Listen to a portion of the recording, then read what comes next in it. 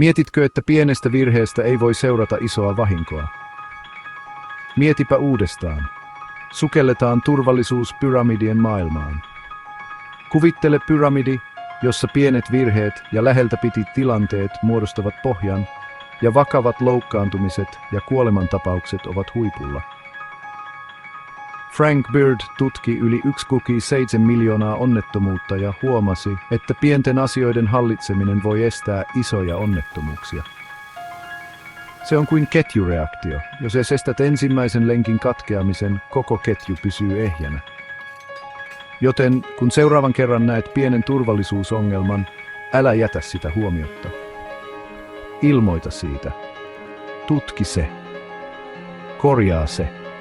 Koska jokainen pieni teko näiden ongelmien ratkaisemiseksi voi estää isompia, vakavampia onnettomuuksia.